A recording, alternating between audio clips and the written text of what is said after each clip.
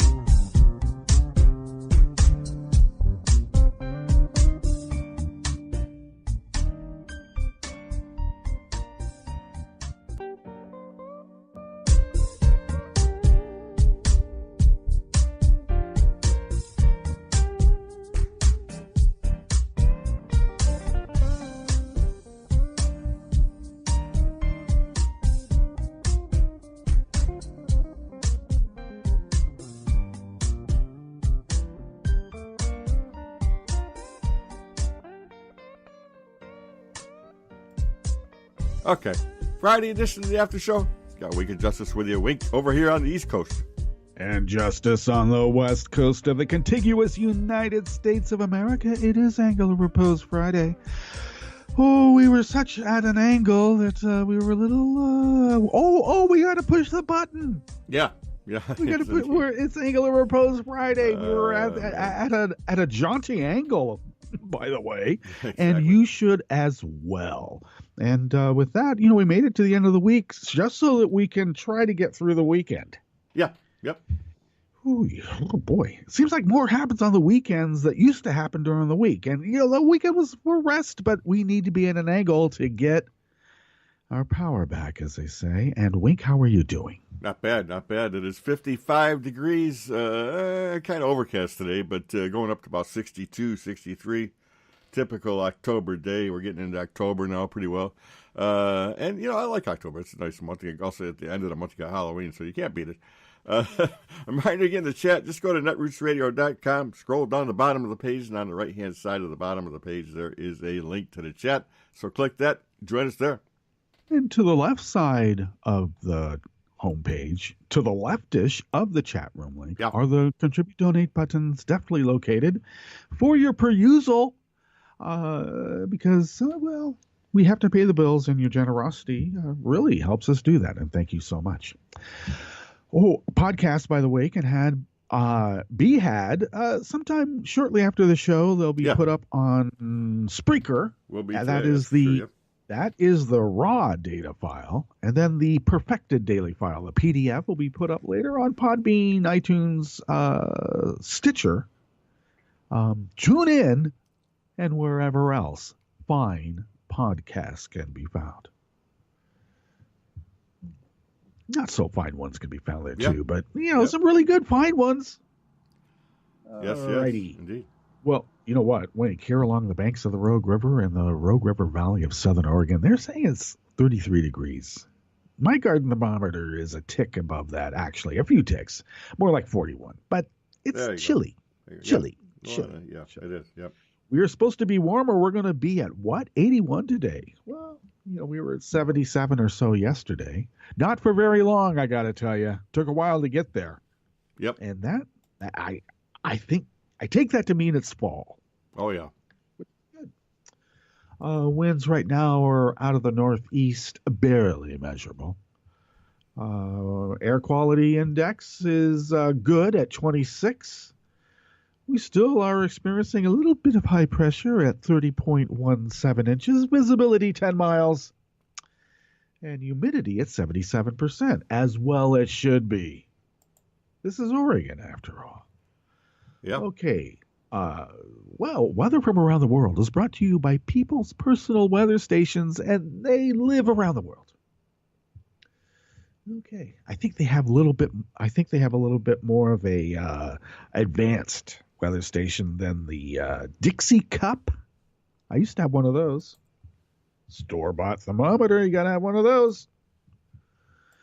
And I did take a little barometer from a clock that had like a clock and a barometer on it. You know, it was supposed to somewhat simulate a naval maritime application, right?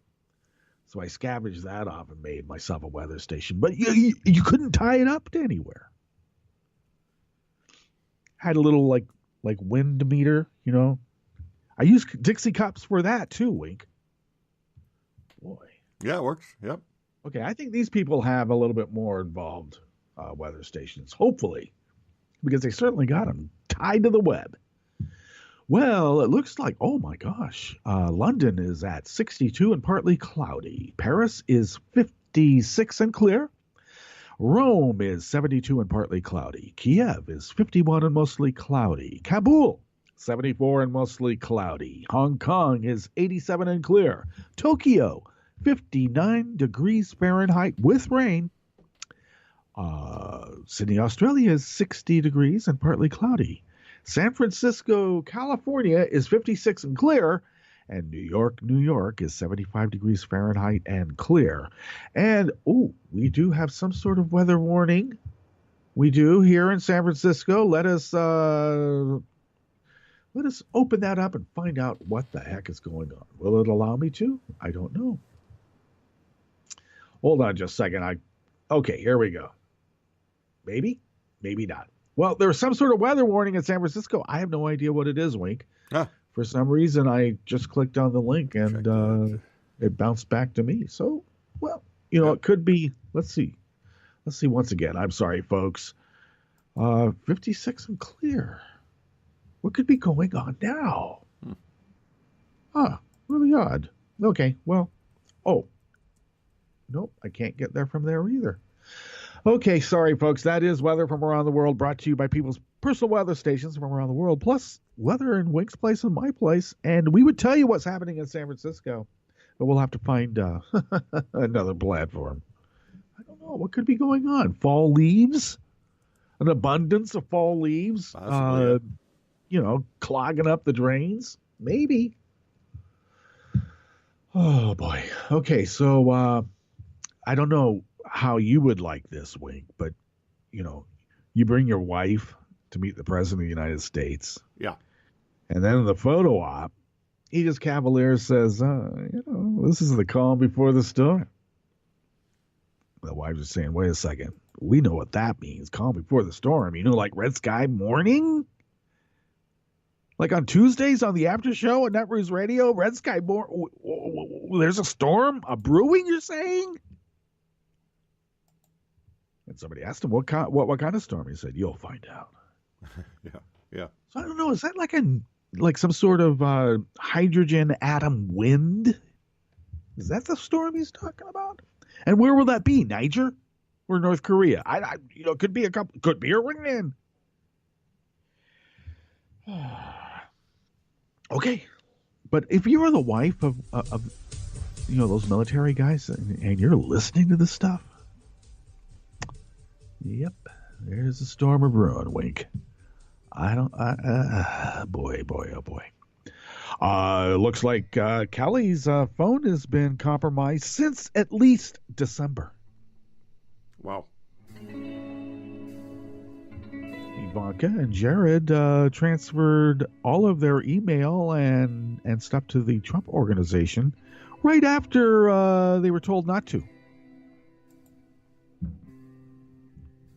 So don't tell me anything about Hillary again. I mean, she only gave it all up.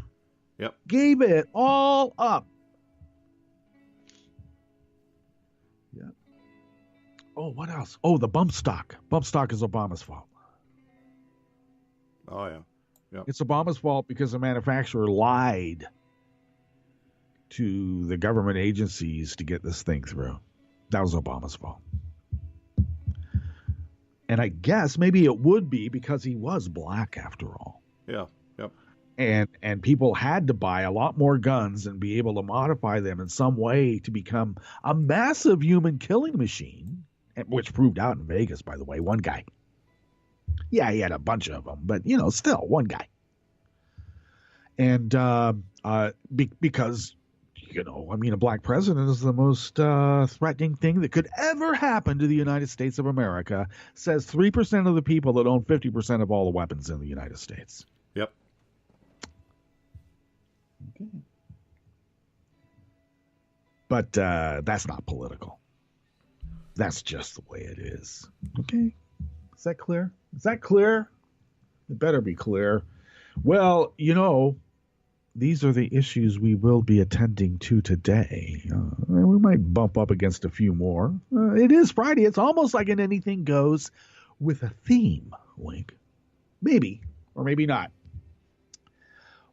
This stuck in my craw, especially considering, high holidays is still, I don't know. I'm feeling resonant with it still. A Massachusetts high school punished several teachers. Oh, I should actually clarify. This happened because, or right on the inauguration. I'll just give you it's just a little hint now.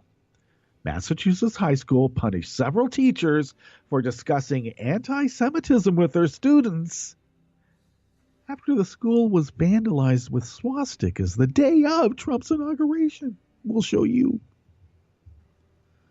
Recovery statistics on Puerto Rico's water and power has mysteriously disappeared from FEMA's website. You can't say anything's wrong if you can't find it. Oh, you can, but it's in Spanish. Which is okay for me because I wanted to get into comparative literature, and, Spanish was one of those languages that I already had some experience with. I don't think FEMA's going to be hiring any Spanish translators for the ease of people, finding out that information. Do you? Exactly. Yeah. When we talk about mass deportation, we are talking about 4 million Latin American children, yes, U.S. citizens, suddenly without parents or a house to live in. Huh. Well, let's remember that. For the last half, it is the Friday News Dump and Recycling Center news that's been repurposed with a purpose. And what purpose could that be? Well, thousands of dead leopard sharks. This is a preview for our Halloween extravaganza week. Okay. Thousands of dead leopard sharks with brains eaten away by a rare amoeba are washing up on California beaches. Yeah. But the Trump administration has inexplicably defunded research into the anomaly.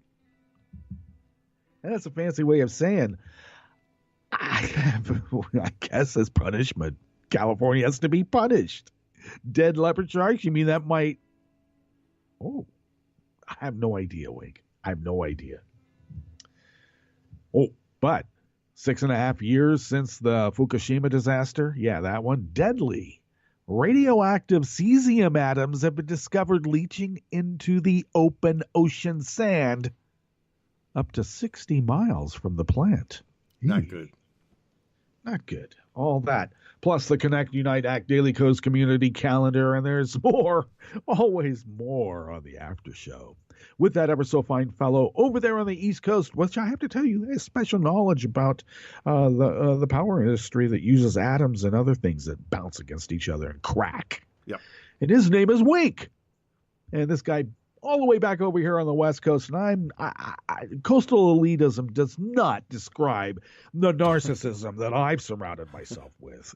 That my name is Justice, and that is just to prove the point. And we do this 5 days a week for an hour-ish in this particular, specific, and ever peculiar tear in the fabric of space-time, because who loves you, baby? There you go. It's so nice to have the software fixed, Wink. Yeah, absolutely. And Actually, thank you guys at Rogue Amoeba. We did it by email. Yep. It took a few days. It does, yeah. So, You They know, need to I update that. I actually thought the internet computer software gods had planned it pretty well, because this happened, right after this show and before really the weekend started on a Friday after the Yep. show. Yep.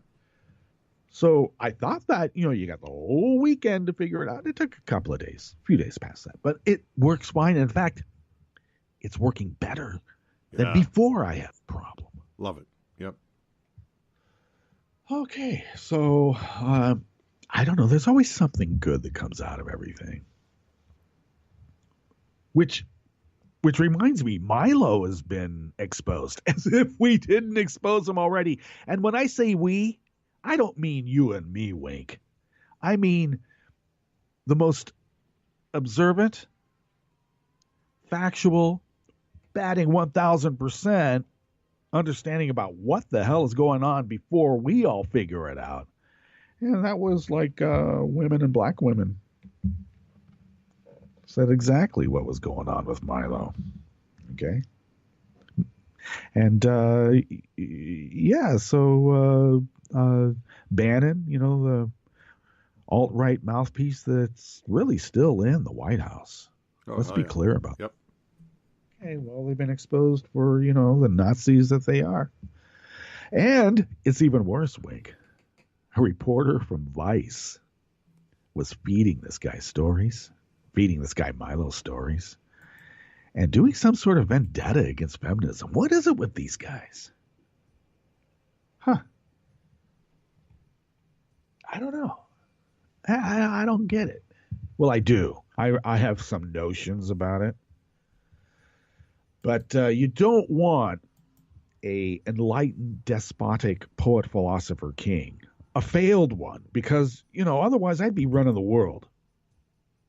If you're an enlightened, despotic poet, philosopher, king, and you're not running the world, you have failed by definition.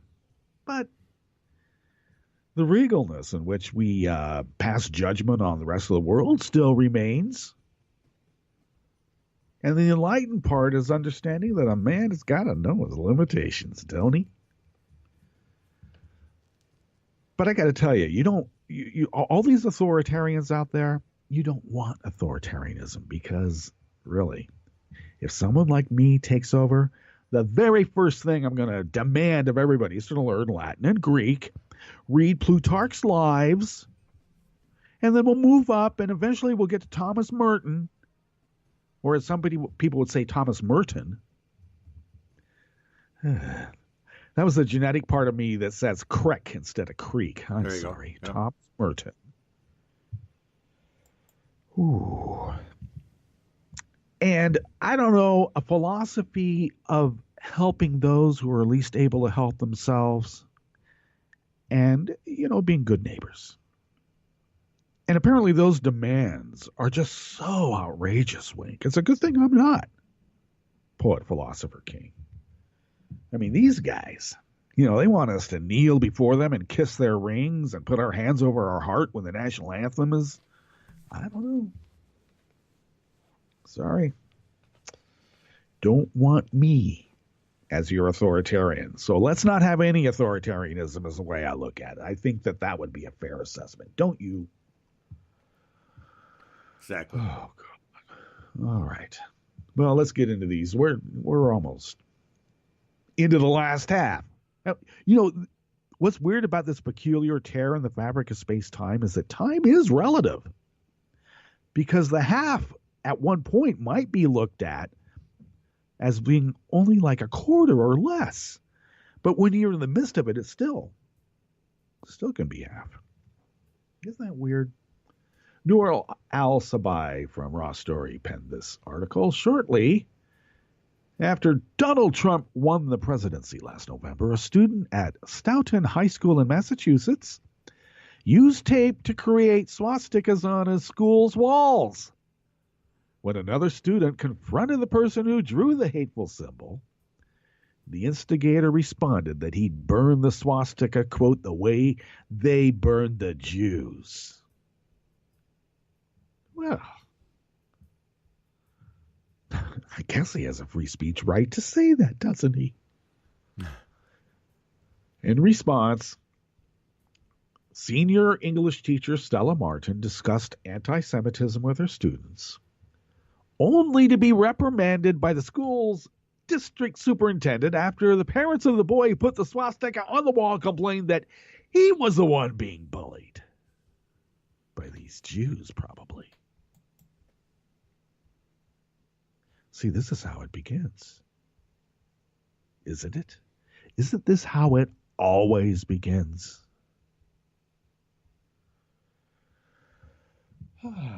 Martin's reprimand caught the attention of the Louis D. Brandeis Center for Human Rights Under Law, a Jewish civil rights group, and well it should, that argued the teacher's First Amendment free speech protections had been violated. Let alone, I don't know, there's supposed to be this little thing called academic freedom. And I never thought discussing anti-Semitism was beyond the pale. We can't discuss that. What does that even mean? I know I hear some goose stepping in the background, but hell, it's still in the background, is it? Wink. They're goose stepping right effing in front of us. Indeed. Okay. Now, there's a little passive voice here, and that's fine because, reportage sometimes, just put it out there. It's how satire can work at times. Just put it out there, and you can attach the true meaning to it. Now, the Louis D. Brandeis Center also claimed that Martin's reprimand and that of two other teachers who spoke to students about the incident could have, quote, a chilling effect. Yeah, it could. Okay, according to the Brockton, Massachusetts local newspaper there, The Enterprise, one teacher was suspended without pay for talking to one student and some of her colleagues about the incidents, and for rescinding a college letter of recommendation for the student who made the swastika and telling the school why in vague terms.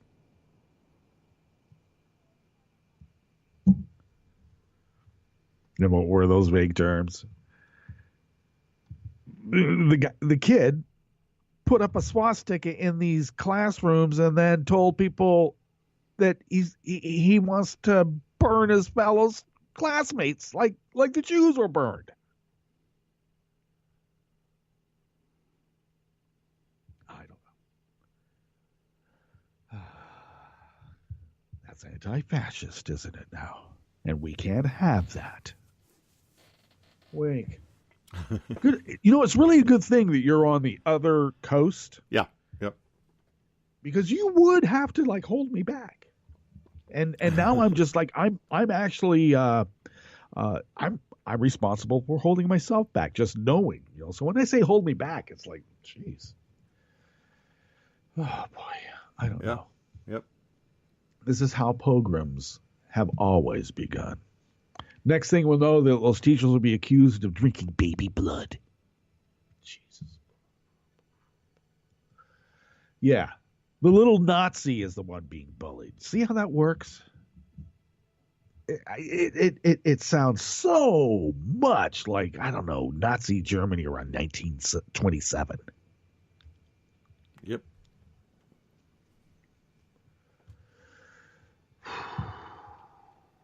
Now, what Nazi said that when you're telling the big lie, just tell a effing big one. Don't, and then you control all information. So, supposed president of the United States has to have a photo op. Oh, let me clarify something too that I may have misreported. When I said that Puerto Ricans, local Puerto Ricans had to bring in generators to power up this chapel for Trump's visit. Now, indeed, they did have to get some generators, but it wasn't hard for him because he goes to the richest and really, everything was flattened. but this was sort of like the least flattened because you're still at the chapel, right? And it's sort of like whenever you have I don't know.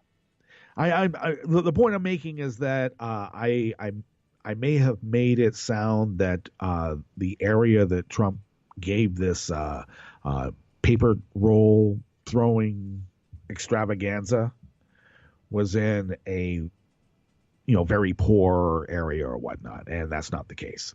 So I'm just saying that they had a lot more resources, and so presumably, since anything that Trump sees in front of him or the last thing that's told him, that's what he lives by.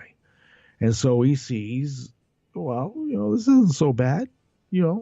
4 walls, a roof, no leaks, not much here. Well, for the leaks there are here, have some paper towels. Of course, his handlers, aides, handlers, whatever they are, had to convince him because he was first going to throw the cans of food. There were some cans of food. He's going to throw those at him. So the bad photo ops actually probably saved some injuries. Okay. And Trump's going like, damn it, I wanted to throw the cans. we wouldn't be having these bad photo ops. I'd just thrown the cans. Exactly.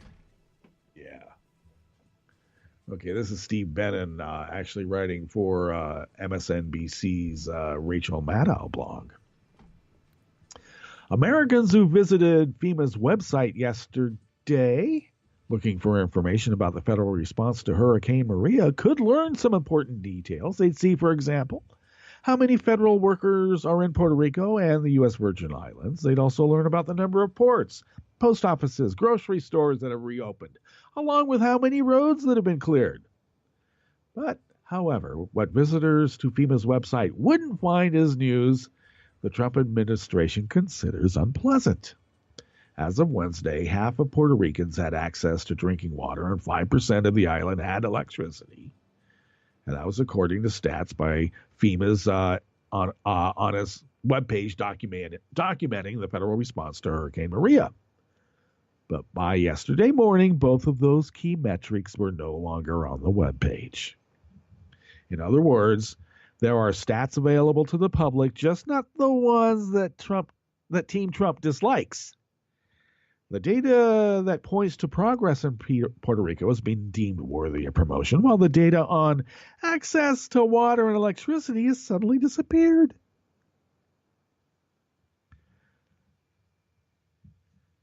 What's the official term for that, Wink? Cherry picking, I think.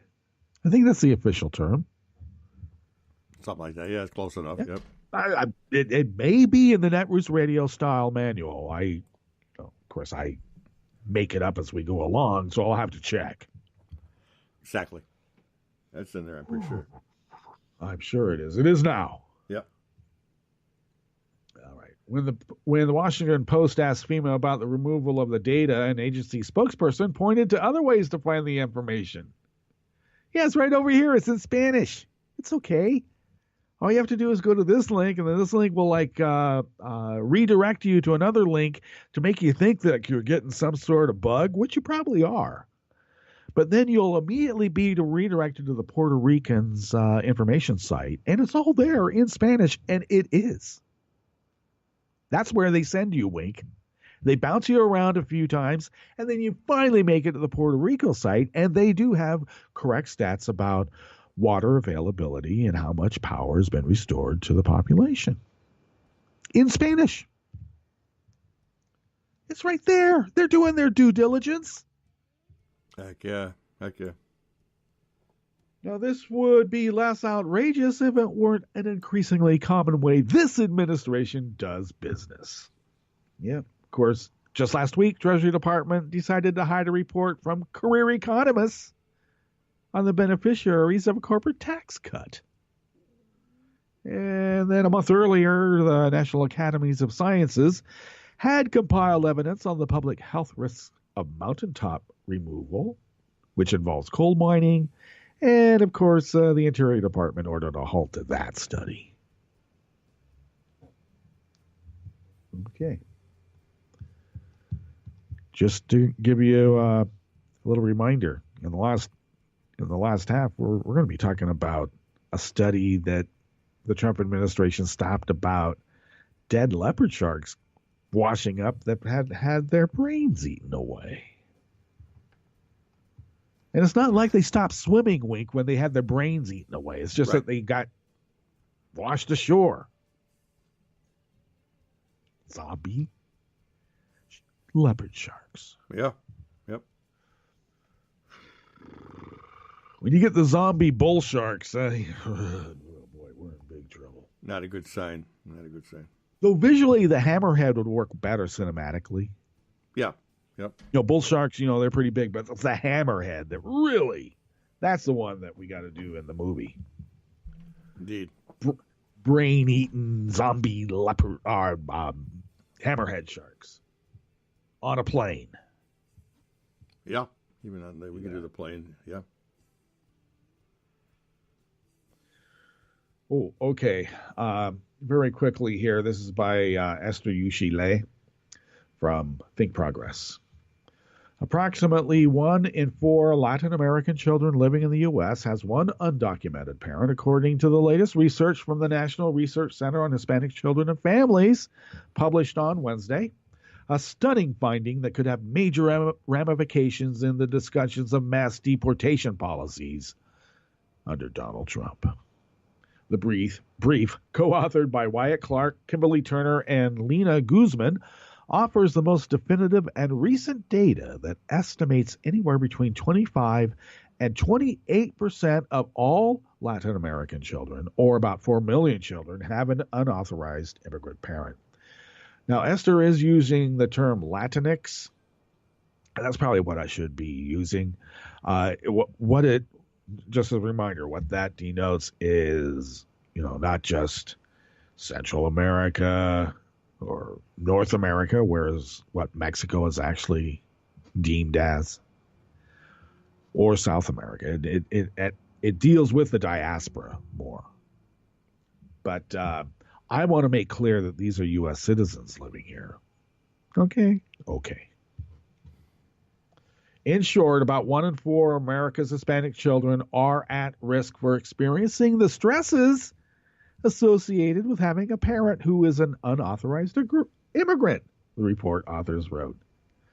Well, yeah, I would think there's a stress involved. You lose your mom or your dad or both, and the house that's being paid rent on, or maybe even owned, whatever way, and suddenly the mortgage payments aren't being made, or you can't have an unauthorized child that breaks the lease. It does. And then maybe some neighbors will take him in, maybe. Or maybe some other family members will take him in, until they get harassed or whatever. There you go. Yep. Now, what's bothersome about this is that the Trump administration has been more and more coloring the idea of anybody in dire need, like a kid, a refugee, is a gangbanger, somebody from MS-13. Tattooed, gangbanging, murderous rapists.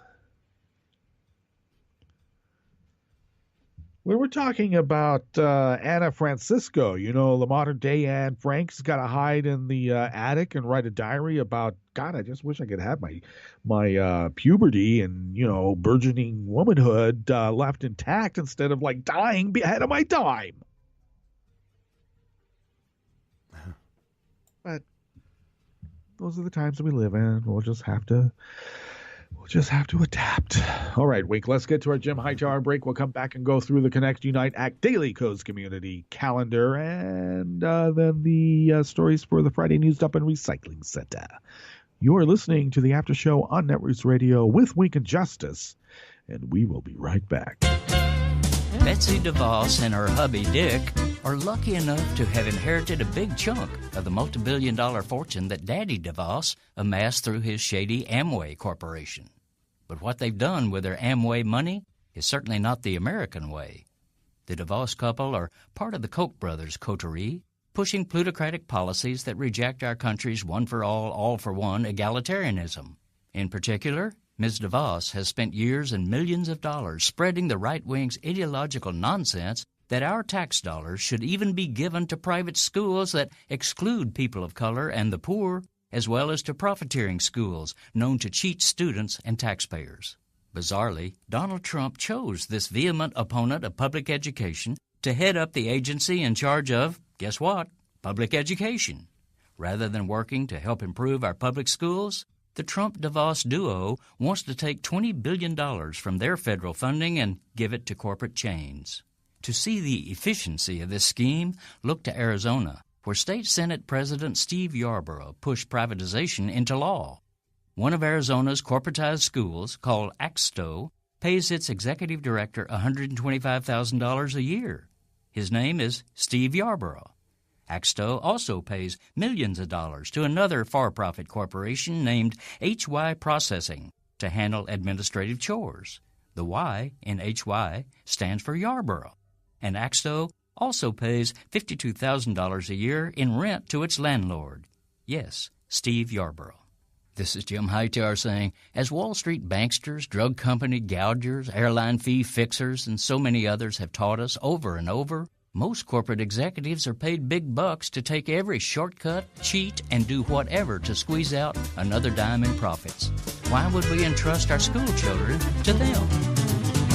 If you'd like more of Jim Hightower's real populism, check out the Hightower Lowdown. Jim's monthly newsletter gives you the real lowdown on which corporations, by name, are doing what to the middle class, our environment, and our democracy. Each month, the Hightower Lowdown brings you facts you didn't know, along with actions you can take to fight back. It also comes with a sense of humor. Hightower believes we can fight the gods and still have fun. Plus, get this, it's cheap.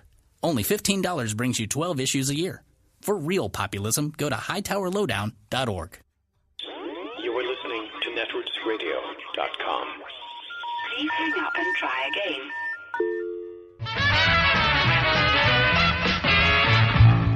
From a point at sea to the circles of your mind, a new force is at work for planetary transformation. New radio for a new Earth.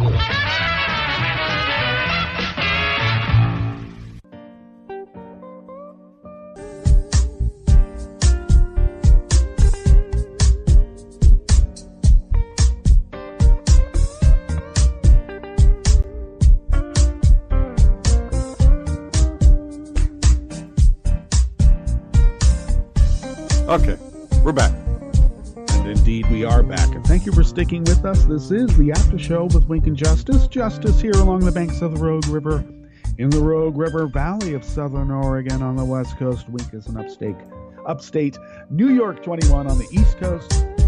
Our crew, though they be of flesh and blood and actually live in physical places, in physical areas of the real world, for our purposes, they are the ethereal creatures who reside in the cloud, whose advanced intergalactic technical abilities allow Netroots Radio, and thus by extension the After Show, to span the globe, the cold solar system, the cold universe, and beyond. Yep. Okay, that's a little preview of upcoming Halloween extravaganzas. Yeah. Actually, you're right.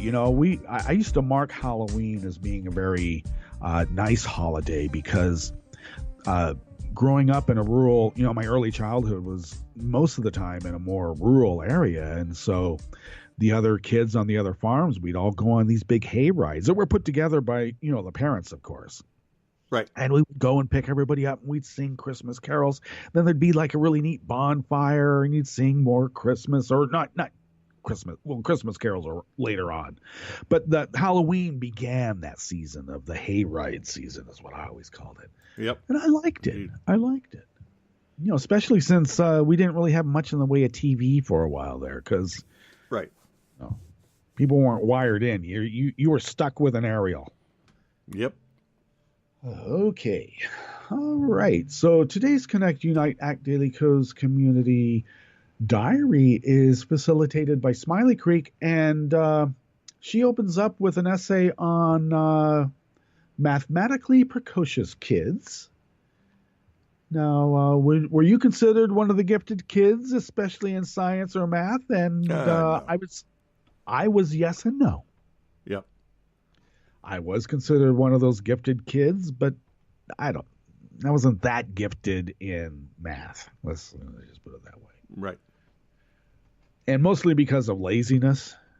Yeah, more that way. Yeah. It took me a while. I looked at it as some sort of establishment thing that needed to be rebelled against, and not understanding that it was as beautiful and pure as poetry.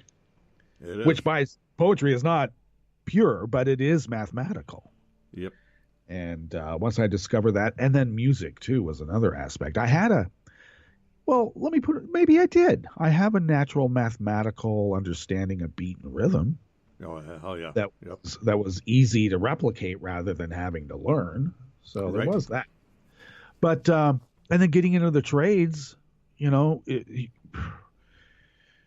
better learn geometry and calculus pretty quick. And it's easy.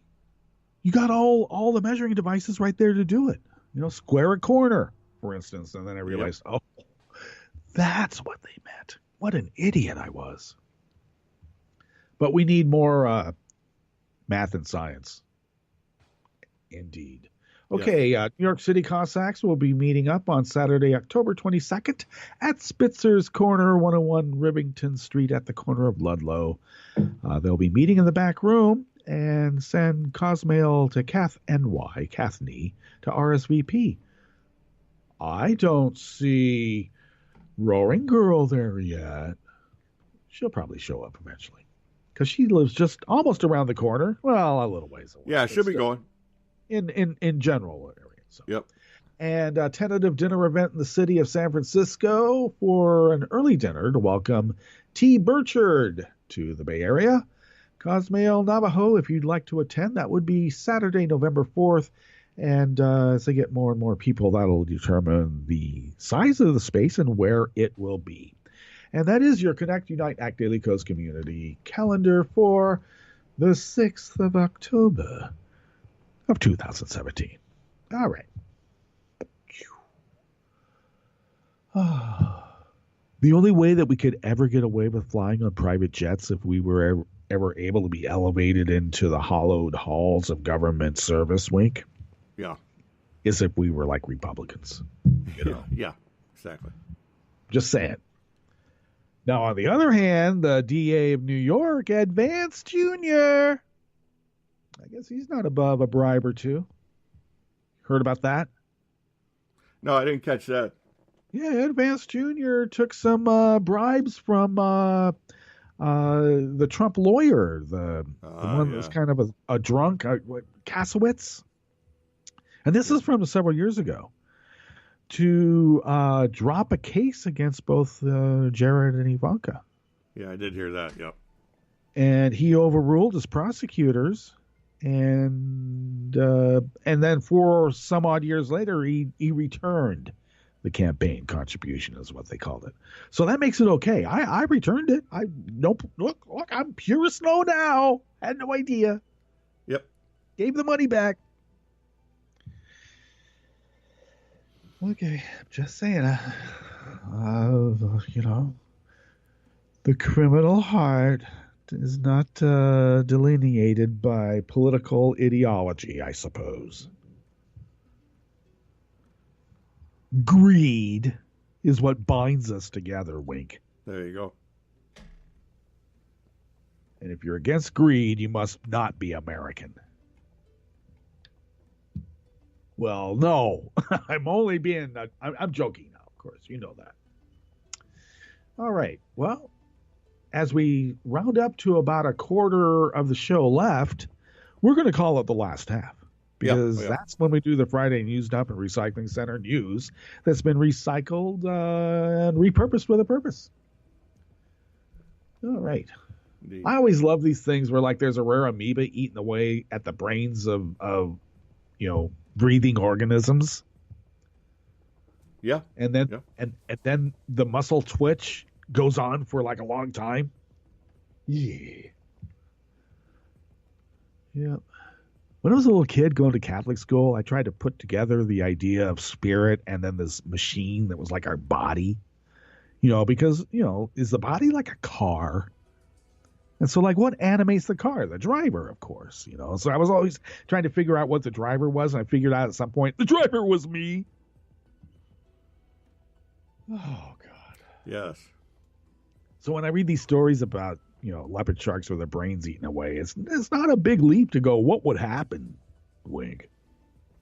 You know, it happened to us. I mean, we'll see. So this is Daniel Cobbs from the International Business Times. Couldn't get it from a scientific paper. Business Times, though, because there's a cost involved here, obviously. Okay, over the past few months, as many as 2,000 leopard sharks have died in the San Francisco Bay Area. It's even more localized. Well, I have my suspicions about what that could be then, after all. I forgot about that aspect. Okay. The California Department of Fish and Wildlife has not made determining the cause of death a priority due to limited resources.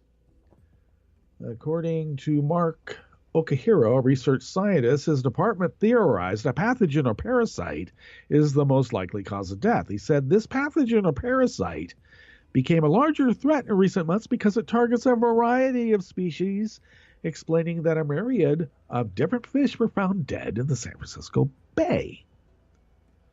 We're pretty confident at this point it's called Miamenesis avidus. It's a small single-celled organism very similar to the common amoeba. Yeah, well, common amoeba. The parasite swims up the shark's nostril into the brain and eats away at it. Yummy. The parasite incapacitates the shark, leaving it swimming aimlessly and then causing it to beach itself. Well, that's incidental. Sharks do not have a natural ability to float, so they sink if they ever stop swimming. And that could mean that there's really more than 2,000 dead sharks from this amoeba eating away at their brain. Wink. Ugh. Oh, yeah. Okahiro, who regularly conducts shark necropsies, and researchers at UC San Francisco discovered a common parasite plaguing the sharks. Despite these developments, the CDC and the California Department of Fish and Wildlife cannot devote more resources to researching the parasite. What? Gabe Tiffany, Deputy Director of Administrations for the CDFW, said that they don't have enough money for their programs and how they're funded. Okay. Did not provide details about how much money the department provides to researching the leopard shark deaths, but later confirmed it was not funding any research. Okay, that's good. They said they will continue to use its resources for research and preservation of higher risk wildlife. So let that sink in. The canary in the coal mine. Just ignore that. There's nothing happening there. When it starts killing people, we'll look into it. Okay. God, how many Hollywood movies that ended badly for people started out just like that? Yep. Man. See, this is what I mean by the dumbing down of America. They just not. You can only watch a Transformers sequel so many times. All right. There's only so many messages that can be had out of that storyline. Oh, they need to expand their consciousness. I mean, come on. Not that I want to see a remake of Contact. Or, I mean, of Outbreak. Outbreak is what I'm thinking of. Outbreak was good enough on its own. I saw it the other day. It still holds up. Yep, Dustin Hoffman. He and his wife work at the CDC, and they're going through some sort of emotional break. But then this calamity of what it was? Ebola. It was Ebola out of Africa, and it was killing people, and they didn't know how. And then that calamity brought them back together because that's a storyline that works in Hollywood. Hell yeah. Oh yeah. Boy has girl, boy loses girl, boy gets girl. Yep. And then you construct a disaster movie around that formula. And that's all you need to do. That's why I keep saying there's not an original idea in Hollywood. But as I mentioned Put before, Dustin Hoffman in one of those white suits with a hood. And yeah, everything. there you go. Yeah. And it was Renee Russo as his wife. Oh, Yep. yeah. Yep. I like anything she's in, I'll watch Renee Russo. Yeah, pretty good. Yep. Ooh, okay, let's see here. Oh, this is always nice. We've been following this story since the beginning of Netroots Radio. This is out of Woods Hole Oceanographic Institution. I think we're going to need a bigger Geiger counter. Yeah, this is one of the first stories we did, actually. Yeah. Let's see. It doesn't really give me an actual author of this article, does it? Oh, darn. Oh, well. I just started following Woods Hole again, so I need to... Because it gives me who's funded the research, but I'm not seeing an actual author of this particular... But this is out of the Woods Hole. Okay, scientists have found a previously unsuspected place where radioactive material from the Fukushima Daiichi nuclear power plant disaster has accumulated in sands and brackish groundwater beneath beaches up to 60 miles away. Not good. The sands took up and retained radioactive cesium originating from the disaster in 2011 and have been slowly releasing it back to the ocean. Uh-oh. No one is exposed to or drinks these waters. Yeah, nobody. Right. No human buddies. Or they don't drink it for very long. Well, let's put it this way. We're not talking about, just the dolphins they like to club to death and eat.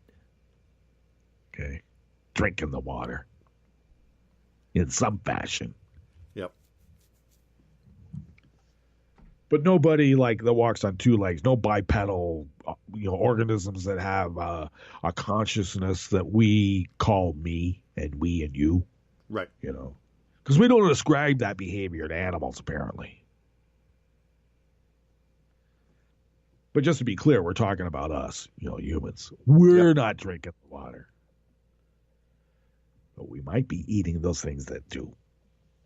Even the seaweed. Seaweed likes to drink water. I think it's called ocean water. Well, we know that they're not digging up and eating seaweed from around the plant. That's why it's scary that it's 60 miles away, up the coast and out into the open ocean. Wink. Yeah. I'm sorry. Okay. So they say it's not a public health and is not a primary concern here, the scientists said in a study published October 2nd in the Proceedings of the National Academy of Sciences. But this new and unanticipated pathway for the storage and release of radionuclides to the ocean should be taken into account in the management of coastal areas where nuclear power plants are situated. Well, let me tell you, as soon as the Trump administration finds out about this, we won't be able to know that. We won't be allowed. Exactly. Life-saving information, that's not for little people. Oh. You can't afford first-class information. Get back and coach. The place where you go, stewardess, what's going on? The captain's doing some maneuvers right now. Just don't worry. Would you like a drink? That's all you need to know. Yeah. Days and weeks after the accident, waves and tides brought the cesium in these highly contaminated waters onto the coast, where cesium became stuck to the surfaces of sand grains. Cesium-enriched sand resided on the beaches and in the brackish, slightly salty mixture of fresh water and salt water beneath the beaches. But in salt water, cesium no longer sticks to the sand. So when more recent waves and tides brought the salty seawater from the ocean, The brackish water underneath the beaches became salty enough to release the cesium from the sand and was carried back into the ocean. Kind of like when you put the dye in the wave tank and watch how it like spreads out in tidal action. Just like that. What I want to know, does it glow at night like phosphorescent organisms do when they churn up in like the churning ocean waters? Can we see it from outer space? I want to know about that. That would be cool. If they were smart, they'd be able to figure out how to harness that and make like big billboards in the ocean advertising different kinds of products. And then the International Space Station could take pictures of it, and then they could put them like in our media. Yeah. That'd work. Anybody who's looking for that kind of advice, I don't come cheap. Right. But I can be had. There you go. Okay. The scientists estimated that the amount of contaminated water flowing into the ocean from this brackish groundwater source below the sandy beaches is as large as the input from the two other known sources: ongoing releases and runoff from the nuclear power plant itself, and secondly, the outflow from rivers that continue to carry cesium from the fallout on land in the 2011 to ocean on riverborne particles. Think about that. From 2011, the rivers are still pushing cesium out into the ocean. Who would have known? The team sampled 8 beaches within 60 miles of the crippled plant.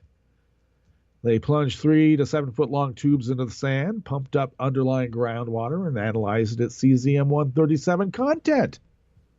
The cesium levels in the groundwater were up to 10 times higher than the levels found in the seawater within the harbor of the nuclear power plant itself. In addition, the total amount of cesium retained more than 3 feet deep in the sands is higher than it was found in sediments on the seafloor offshore of the beaches.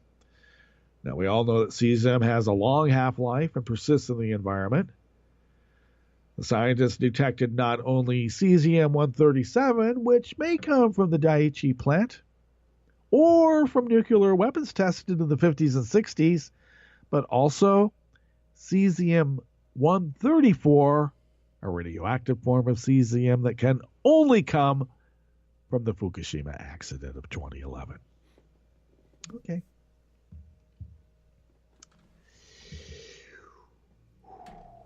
Only time will slowly remove the cesium from the sands as it naturally decays away and is washed away out by seawater, one of the researchers said. I like that. Only time will slowly... How much time? What, 20,000 years away? 30? Is that what it is? Okay, just want to be sure. Yeah, just want to be sure. I mean, you know, something to look forward to, in other words. Yep. Okay. Boy, I hope we have like a little celebration for it. Yeah. Well, it'll be after we colonize a few other planets in the solar system, probably. Then come back here, maybe, I don't know. Or, yeah, in some fashion, maybe. Yeah. Maybe when we've been reduced to like, I don't know, the common amoeba, and we get chipped off by a big comet. We float around for several 20,000 some odd years, and then land on some unsuspecting orb. Exactly. Yep. Stardust, my ass. Jesus. Virus is more like it. Yep. Okay. Let's see. It's as if the sands acted as a sponge that was contaminated in 2011 and is only now slowly being depleted. Yeah, getting squeezed out. There are 440 operational nuclear reactors in the world, with approximately one half situated along the coastline, the study's authors wrote. So this previously unknown, ongoing, and persistent source of contamination to coastal oceans needs to be considered in nuclear power plant monitoring and scenarios involving future accidents. Okay. Well,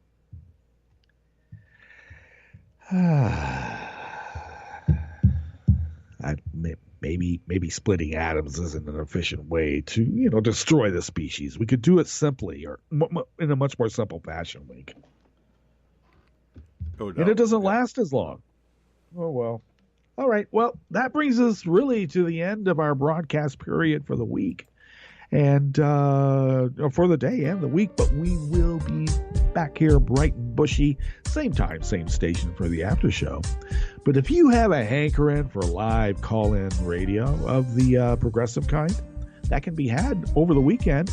And you can do that first on Saturday, 9 p.m. on the West Coast, midnight on the East Coast, for the Roundtable Roundhouse Power Hour with Roaring Girl and Wink and others.